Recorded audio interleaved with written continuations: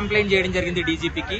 ఇవాళ ఈ రాధాకిషన్ రావు అనే రాక్షసుడు ప్రభుత్వ బీఆర్ఎస్ ప్రభుత్వ అండతోటి రెచ్చిపోయి ఫేక్ కేసులు, మనీ ఎక్స్టార్షన్. అంటే నాకు ఒక ఎక్స్పీరియన్స్, నేను శివాజీ స్టాచ్యూ ఇష్యూ అయినప్పుడు నేను కేసీఆర్ గారు గజ్వెల్కి పోవడం జరిగింది. వాళ్ళ ప్రాతినిధ్యం వహించిన కేసీఆర్ గజ్వెల్కి హిందూ సోదరులపై దాడులు జరిగి దెబ్బలు తాకితే పరామర్శించడానికి వెళ్ళి రాగానే కేసులు పెట్టారు. నాకు అప్పుడున్న కమిషనర్ శ్వేత గారు.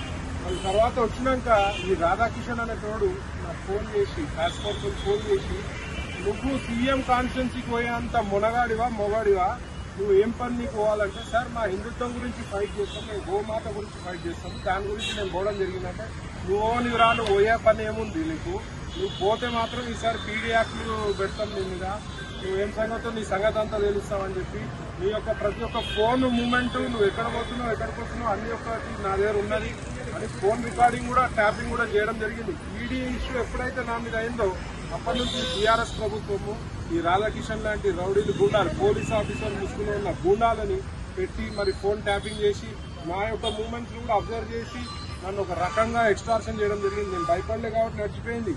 ఇవాళ అప్పుడు పెట్టినాక నేను వినలేదు, నేను నా హిందుత్వం గురించి పోరాడతానని చెప్పినాక కావాల్సుకొని మళ్ళీ ఆడ అమ్మవారి టెంపుల్ దగ్గర నా మీద అక్రమ ఆయుధాల కేసులు పెట్టడం జరిగింది. ఫేక్ కేసు, నా దగ్గర ఆయుధాలకి సంబంధించి నా గన్మెన్ల దగ్గర వెపన్ లైసెన్స్లు అన్నీ ఉన్నాయని చూపించినా కూడా ఫేక్ కేసు చేయడం జరిగింది. దాని మీద కూడా నేను మీడియాకి ముఖంగా నేను కొన్ని చెప్పడం జరిగింది. ఇమీడియట్ నాకు మళ్ళీ 2 రోజులు అయినాక ఫోన్ చేసి, అరే నీ ఫామ్ హౌస్ మీద రైడ్ చేస్తున్నా, నీ జంతువులని కూడా సీజ్ చేస్తాను అంటే, ఎట్లా చేస్తారు సార్, నాకు అన్ని లైసెన్స్లు ఉంటాయి, నేను అన్ని రైడ్ చేసి నేను పెట్టే కేసులు పెడతా, నేను డ్రగ్స్ కేసులు పెట్టగలుగుతా, నేను గంజాయి కేసులు పెట్టగలుగుతా, ఏమైనా చేయగలుగుతా ఎప్పుడు చెప్పడం జరిగింది. దాని మీద ఇవాళ రాధాకిషన్ రావు వల్ల ఎన్నో జీవితాలు నాశనం అయిపోయింది. నా లెక్క ముందుకు వచ్చి ఎవరు చెప్పలేదు. ఇవాళ డీజీపీ గారు కంప్లైంట్ చేయడం జరిగింది. వారు సానుకూలంగా స్పందించి డెఫినెట్గా యాక్షన్ తీసుకుంటాను. ఇంకోటి కూడా చెప్తున్నా, ఈ రాధాకిషన్ రావుకి 100,000 కోట్లు ఆస్తులు ఎక్కడి నుంచి వచ్చినాయని అడుగుతున్నా.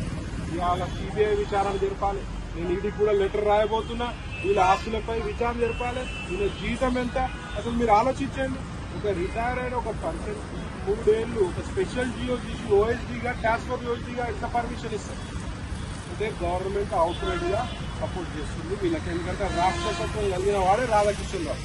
వానికి అవుట్ రైట్ సపోర్ట్ చేసి ప్రజాప్రతినిధులు, సినిమా హీరోయిన్ల పని ఏముందండి, వాళ్ళకి వాళ్ళ ట్యాపింగ్ చేయాల్సిన పని ఏమి, మరి వాళ్ళని ఏ రకంగా బెదిరించారో. మరి ఈ పూర్తి ఎపిసోడ్ కి సంబంధించి ప్రజలు ఎవరైతే బాధితులు ఉన్నారో అందరూ కూడా బయటికి రావాలి. ఎవరు భయపడాల్సిన అవసరం లేదు. బీజేపీ తరఫున నేను కూడా హామీ ఇస్తా, ఎవరికి ఏం అన్యాయం జరిగినా మా బీజేపీ పార్టీ అండగా ఉంటుందని చెప్పి తెలియదు. ఈయన ఆస్తులపై ఈడీ విచారణ జరపాలి, ఈయన ఆస్తులపై సిబిఐ విచారణ జరపాలి.